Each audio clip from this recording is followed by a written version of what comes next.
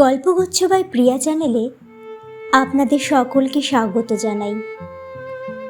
আজকে নতুন নিবেদন জলধর সেনের লেখা একটি গল্প, ঘরের কথা। আগে আমাদের মোটামুটি পরিচয় দিই, তারপর অন্য কথা। আমরা 3 ভাই। আমি সকলের ছোট। বাবা মারা গিয়েছেন, মা বেঁচে আছেন। বাবা প্রথমে কাজ করতেন গিলান্ডারের অফিসে, তারপর সে কাজ ছেড়ে তিনি চিনির দালাল হন। এই দালালিতে তিনি যথেষ্ট উপার্জন করেছিলেন, তার প্রমাণ আমাদের এই বাড়িখানি। অন্য প্রমাণ প্রত্যক্ষ নয়, কারণ বাবার কোনো ব্যাংকেও টাকা জমা ছিল না, কোম্পানির কাগজও ছিল না। তবে আমাদের বিশ্বাস তার ব্যাংক ছিলেন আমার মাতা ঠাকুরানী, কোম্পানির কাগজও ছিলেন তিনি। অর্থাৎ সোজা কথায় মায়ের হাতে বিলক্ষণ যে 2 পয়সা আছে সেটা তার কথাবার্তায় বুঝতে পারা যায়। তার কাছে সে প্রসঙ্গ উত্থাপন করলে তিনি বলেন, আছে তো আছে, আমার মেয়েও নেই যে তাদের দিয়ে যাব, বাপ ভাইও নেই যে বিলিয়ে দেব, থাকে 2 পয়সা তোদেরই আছে। নিমতলায় যাবার সময় তো আর বেঁধে নিয়ে যাব না। তার হাতে যে যথেষ্ট টাকা আছে তার আর একটা প্রমাণ এই যে বড় বৌদিদি সব দিকে মিলিটারি শ্রেণীর মহিলা হলেও এখনও মায়ের উপর কর্তৃত্ব চালাতে সংকুচিত। হুকুম হাকুম তিনিই দেন, সংসারের রাশ তাহারই হাতে, কিন্তু তিনি যা করেন সবই মায়ের দোহাই দিয়ে। মায়ের আদেশ বলেই তিনি আদেশ প্রচার করেন। আমরা তথা তার স্বামী, আমার পরম পূজনীয় বড়দাদা শ্রীযুক্ত অমরেন্দ্রনাথ ঘোষ, হাইকোর্টের লব্ধপ্রতিষ্ঠ অ্যাটর্নি প্রবরের ভয়ে আপনার অতি বিশ্বস্ত ভৃত্য হয়ে থাকি। অন্তত এতকাল ছিলাম। আবার দেখি আমার মাতা ঠাকুরানীও বড় বৌদিদিকে সমীহ করে চলেন, আদর করেন বললে একটু যেন প্রভুত্বের গন্ধ পাওয়া যায়। এর কারণ এই যে বড় দাদা আমাদের অন্নদাতা, কাজেই তার গৃহিণীও আমাদের উদারান্নের মালিক। পৈতৃক যা কিছু সবই মায়ের হাতে, তার থেকে একটি পয়সাও মা ব্যয় করেন না। যা কিছু সংসারের জন্য দরকার তা দাদার প্রতিনিধিভাবে বড় বৌদিদি সরবরাহ করেন। এক্ষেত্রে মাতা ঠাকুরানী বড় বৌদিদিকে সমীহ না করেই পারেন না। আবার বড় বৌদিদিও অচির ভবিষ্যতের মায়ের লোহার সিন্দুকের একমাত্র অধিকারিণী হবার প্রলোভনে মাতা ঠাকুরানীকেও সমীহ না করে পারেন না। এই তো গেল আমাদের সংসারে নাটকের প্রধান অভিনেতাদের কথা। অপ্রধান যারা, তাদের মধ্যে আমি একজন, বড় বৌদিদির সর্বকনিষ্ঠ দেবর। আমি এতদিন নাবালক ছিলাম, কলেজের ছাত্র কিনা। এখন এই 4-5 মাস হলো MA পাশ করে সাবালক হয়েছি। আমাদের সংসার রঙ্গমঞ্চের আর 2টি অভিনেতা ও অভিনেত্রী আমার মেজ দাদা ও মেজ বৌদিদি। আমার মেজ দাদা শ্রীযুক্ত সত্যেন্দ্রনাথ ঘোষকে তার বিধাতা যখন গড়েন, তখন বোধহয় সেই বিধাত্রী পুরুষের তন্দ্রাকর্ষণ হয়েছিল, তাই মেজ দাদাকে এক সৃষ্টি ছাড়া উপাদানে গড়েছিলেন। মেজ দাদা প্রবেশিকা পরীক্ষায় পাশ করে আইএ পড়তে গেলেন। মাস 6 পড়বার পরই কলেজ ছেড়ে দিলেন। কৈফিয়ত দিলেন যে ছেলে বিশ্ববিদ্যালয়ের এই ঢালাও ফার্স্ট ডিভিশনের পাশের মরশুমেও কোনো রকমের 3য় বিভাগে প্রবেশিকা পরীক্ষায় উত্তীর্ণ হয়েছে, সে কিছুতেই আইএ পাশ করতে পারে না, কলেজ অ্যাডমিশনই দিত না। বড় দাদার জোগাড় যন্ত্রে প্রবেশপথ পাওয়া গিয়েছিল, সুতরাং পাশের জন্য চেষ্টা করা সময়েরও অর্থের অপব্যবহার। এই অজুহাতে তিনি কলেজ ছেড়ে দিলেন। সে আজ 10 বছর আগের কথা। বাবা তখন বেঁচে ছিলেন, দাদা তখনই অ্যাটর্নি, আর আমি তখন 3rd ক্লাসে পড়ি। মেজদা কলেজ ছেড়ে দিলেন বটে, কিন্তু পড়া ছাড়লেন না। শুধু ছাড়লেন না নয়, পড়াটা যেন তার নেশা হয়ে পড়ল। দুবেলা স্নান আহার আর রাত্রিতে বড় জোর ঘন্টা 3-4 নিদ্রা ব্যতীত আর সব সময় তিনি বই নিয়ে বসে আছেন। নেশা বলবো না তো কি বলবো, পড়াও যে সে বিচিত্র রকমের। তিনি প্রতিজ্ঞা করে বসলেন, ইউরোপের বা অন্যান্য দেশের জীবিত ও মৃত ও অর্ধমৃত যত ভাষা আছে সব তিনি শিখবেন। বাবা আর কি করবেন, নানা ভাষার বই কিনবার টাকা দিতে লাগলেন। দাদা সেই টাকায় বই কিনতেন আর বড় লাইব্রেরিতে চাঁদা দিয়েই বই নিয়ে আসতেনই বা বলি কেন, এই 10 বছর তাই করে আসছেন। তার এই নেশাকে ঘরের দিকে ফেরাবার জন্য বাবা মা দাদা পরামর্শ করে তার গলায় মেজু বৌদিদিকে গেঁথে দিলেন। মেজদা উপরোধে পড়ে শ্রীরত্ন গলায় ধারণ করলেন বটে, কিন্তু 6 মাস যেতে না যেতেই সে কণ্ঠহার নামিয়ে রেখে আরও বেশি করে পড়ায় মন দিলেন। বাবার মৃত্যুর বছর খানেক আগে মেজদার একটি মেয়ে জন্মগ্রহণ করল। আমরা সবাই মনে করলাম এইবার দাদা সংসারী হবেন। আমাদের সে আশা পূর্ণ হলো না। মেজদা যা ছিলেন তাই থাকলেন। সেই সময় বাবা একদিন মেজদাকে ডেকে বললেন, দেখ সত্যেন, এমন করে বই নিয়ে বসে থাকলে তো চলবে না। আমার জমিদারি নেই যে তোরা বসে খাবি। সবাইকে রোজগার করে সংসার প্রতিপালন করতে হবে। এখন তোর একটা মেয়ে হলো, ভগবানের আশীর্বাদে আরও সন্তান হোক। এখন দেখে শুনে একটা কাজকর্মে লেগে যা, বলিস তো আমরাও চেষ্টা করতে পারি।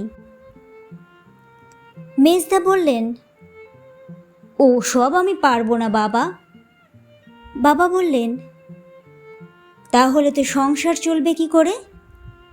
দাদা হেসে বললেন, বেশ তো কথা, আমার আবার সংসার এলো কোথা থেকে?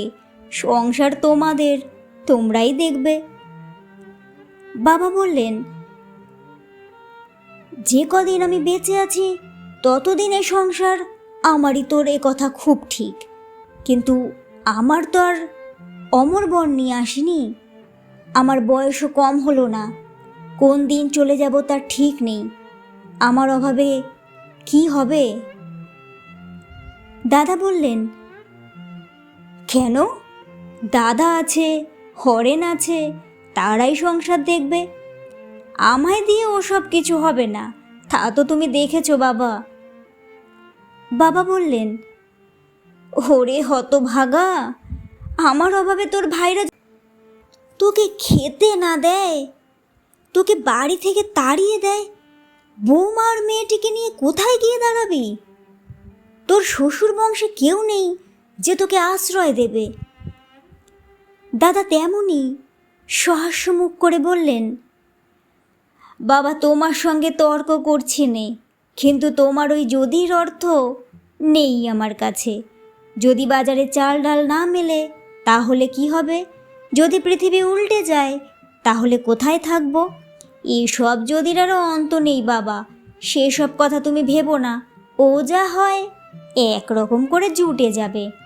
আর এক কথা, তুমি দাদা আর হরেন সম্বন্ধে অমন একটা নিষ্ঠুর যদির কথা বলে তুমি কিন্তু তাদের মনুষ্যত্বকে খিলাঞ্ছলা করলে না। তাদের কি কর্তব্য জ্ঞানহীন তুমি বললে না? তুমি যে ভুলে যাচ্ছ তারা আমার ভাই। কবি রবীন্দ্রনাথ কি বলেছেন পড়নি? তিনি বলেছেন, ভাই ছেড়ে ভাই কদিন থাকে, সে কি পারবার জো আছে? তারা যে আমার ভাই, আমার সম দুঃখ, আমার সম সুখ দুঃখ ভাগী। বাবা এমন সদাশয়ে ভালো মানুষের এমন উদার সংস্কারের বিরুদ্ধে আর কোনো কথা বলা সঙ্গত মনে করলেন না। তিনি চুপ করে রইলেন। আমি সেখানে উপস্থিত ছিলাম। আমি মনে মনে বললাম, হায় রে সংসার অনভিজ্ঞ বিশ্বপণ্ডিত, তোমার আরও বহু শত বৎসর পূর্বে জন্মগ্রহণ করা উচিত ছিল। সে রাম লক্ষ্মণের দেশ আর নাই রে দাদা। এর কিছুদিন, প্রায় 1 বৎসর পরে বাবা যখন মারা গেলেন, তখন হতেই মেজদা মেজ বৌদিদির অশেষ কষ্ট লাঞ্ছনা গঞ্জনা আরম্ভ হলো। সেই সময় আরম্ভ বললে ঠিক কথা বলা হয় না, তুচ্ছ তাচ্ছিল্য গঞ্জনা পূর্ব হতেই অল্প বিস্তর আরম্ভ হয়েছিল। কিন্তু বাবা বেঁচে ছিলেন বলে সেটার মাত্রা বাড়েনি। আর মেজ বৌদিদিও একেবারে মাটির মানুষ বলে তিনি কিছুই গায়ে মাখতেন না। তার মুখ দিয়ে যেন কোনোদিন কেউ একটা কাতর উক্তিও শুনতে পায়নি। তিনি নীরবে সমস্ত লাঞ্ছনা গঞ্জনা সহ্য করেছেন। আর এখন যে অসহনীয় অত্যাচার, তাও সেইভাবেই সহ্য করে আসছেন। এই বছরখানেক আগে মেজদার আরেকটি মেয়ে হয়েছে। বড়দার একটি মাত্র ছেলে। সে মেজদার বড় মেয়ে সুভারই সমবয়সী। বাবা যখন বেঁচে ছিলেন, তখনই বড় বৌদিদি এবং আমার মাতা ঠাকুরানী মেজ বৌদিদিকে ভালো দৃষ্টিতে দেখতে পেতেন না। আপনারা আমাকে ক্ষমা করবেন, আমাকে বাধ্য হয়ে আমার পূজনীয়া মাতৃদেবী ও বড় বৌদিদি সম্বন্ধে বিশেষ অপ্রিয় প্রসঙ্গের অবতারণা করতে হচ্ছে। কিন্তু যা সত্য, যে সমস্ত ব্যবহার আমার প্রাণে দরুণ আঘাত ঘটেছে, সে সকল কথা না বলেই পারছি নে। পূর্বেই বলেছি, বাবা বেঁচে থাকতেই মেজ বৌদিদির লাঞ্ছনা আরম্ভ হয়েছিল। কিন্তু পাছে বাবা জানতে পান, সেজন্য একটু চাপা ছিল। কিন্তু আমি তো সব দেখতে পেতাম। বড় দাদার ছেলে আর মেজু দাদার মেয়ে এই সময় জন্মগ্রহণ করেছিল।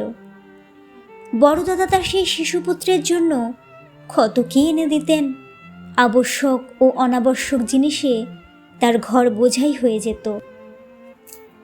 কিন্তু মেজদার মেয়ের জন্য বড় দাদা কি বড় বৌদিদি কি আমার মা কখনো স্বাদ আহ্লাদ করেও একটা জিনিসও এনে দেননি। এই কথা আমি শপথ করে বলতে পারি।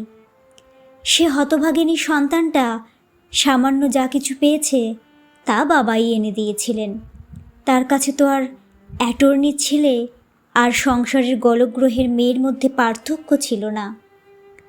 কিন্তু তাহলেও মেজদা, মেজ বৌদিদি আর তার মেয়ে যে সংসারের গলগ্রহ, শুধু বসে বসে অন্ন ধ্বংস করছেন, এ কথা দিনের মধ্যে 10 বার মেজ বৌদিদিকে শুনতে হতো।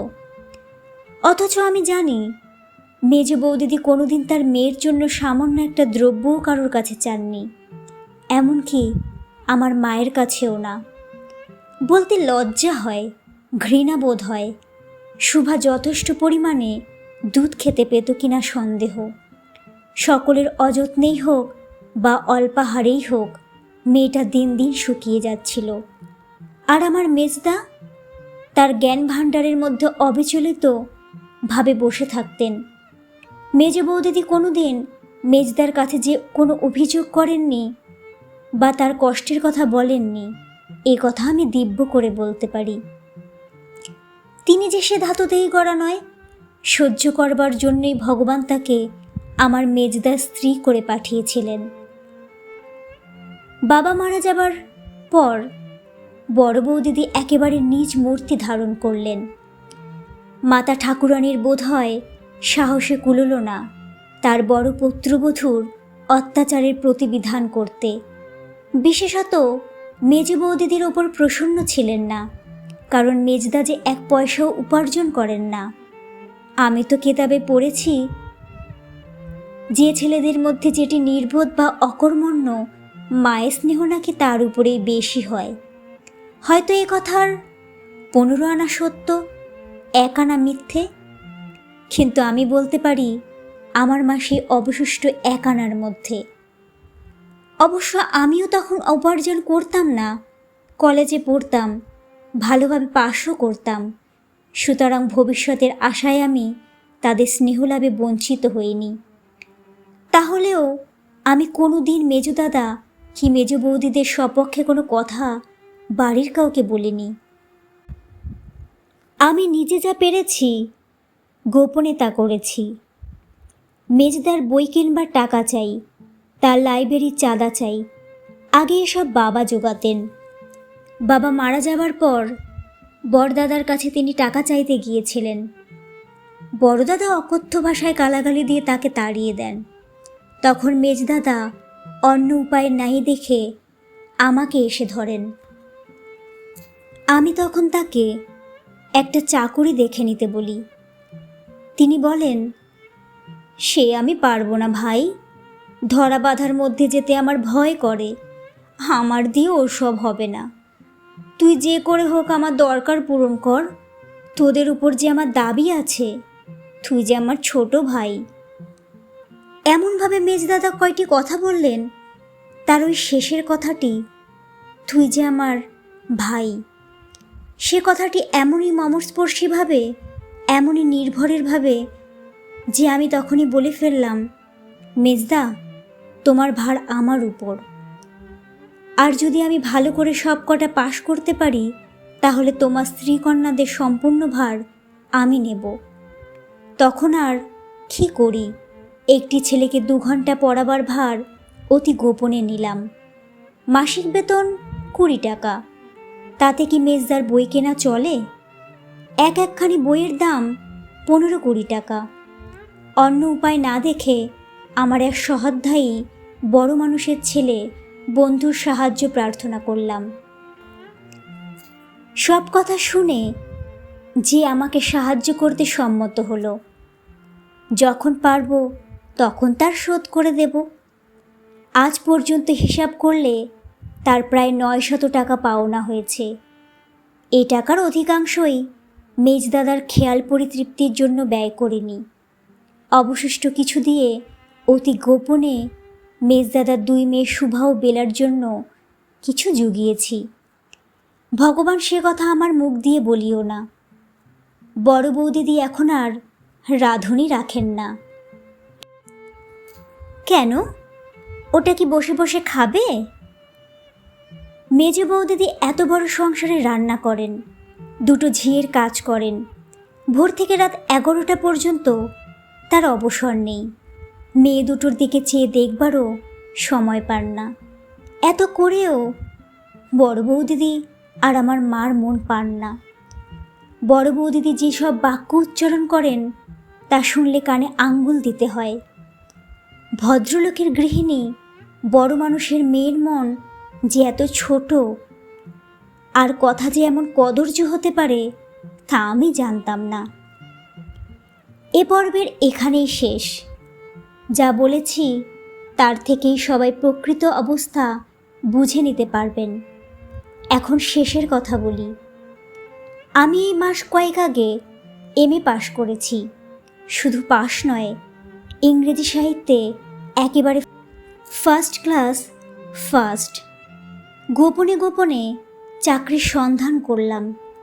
কাল রাত্রিতে সংবাদ পেয়েছি আমি লাহোর কলেজে ইংরেজি সাহিত্যের অধ্যাপকের কাজে নিযুক্ত হয়েছি। বেতন আপাতত 250 টাকা। কাল আর এ কথা কারো কাছে ভাঙেনি। আজ প্রাতকালে মায়ের কাছে যেতেই বড় বৌদিদি বললেন, ভাই, এইবার একটা বিয়ে করো, তারপর দেখে শুনে একটা চাকুরিতে বসে যাও। কি জানি কেন এতকালে রুদ্ধ অন্তর্দাহ আজ আর আমি গোপন রাখতে পারলাম না। বললাম, কেন, আরও একটা রাঁধুনি আর বিনা মাইনের ঝিয়ের দরকার হয়েছে বুঝি? বড় বৌদিদি বললেন, কি কি বললে? আমি বললাম, যা সত্যি কথা তাই বললাম। মেজো বৌদিদি আর তার 2টো মেয়ের উপর অত্যাচার করে তাদের তো জমের বাড়ি পাঠাবার মতো ব্যবস্থা করেছ, তাই আগে থাকতেই আরেকটিকে জুগিয়ে রাখতে চাচ্ছ বুঝি? বড় বৌদিদি এই কথা শুনে একেবারে উগ্রচণ্ডা হয়ে বললেন, কি বললে? আমরা তাদের মারতে বসেছি? এই কথা সেই হতভাগী তোমার কাছে লাগিয়েছে? আজ দেখছি কেমন তার শক্তি, ঝাঁটা মেরে বাড়ি থেকে তাড়িয়ে দিচ্ছি। আমি বললাম, হার তাড়াতে হবে না, তাদের নিয়ে আজই আমি চলে যাব, তোমাদের সঙ্গে কোনো সম্বন্ধ রাখবো না। মা চেঁচিয়ে বললেন, তোর তো ভারী স্পর্ধা হয়েছে রে হরেন, মুখোমুখি কথা বলতে যে সাহস হয়েছে! ওদের নিয়ে কোথায় যাবি? কোন চুলোয়? আমি বললাম, তোমাদের এ নরক থেকে সে চুলো অনেক ভালো। আমি ওদের নিয়ে একবার পশ্চিমে যাচ্ছি, লাহোর, আজই যাব। সেখানে আমার বড় চাকরি হয়েছে, অ্যাটর্নিগিরির মতো। এখানেই আমার কথা শেষ। গুরুনিন্দা করলাম, অদৃষ্টে কি আছে কে জানে।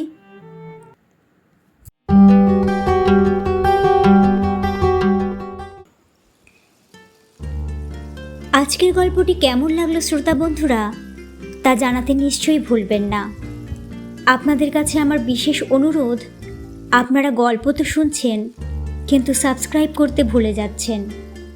আপনারা সাবস্ক্রাইব করলে আমার পরিবারটি ধীরে ধীরে অনেক বড় হতে পারে। আশা করছি আপনারা সকলে সুস্থ আছেন, ভালো থাকবেন। গল্প পাঠে আমি প্রিয়া।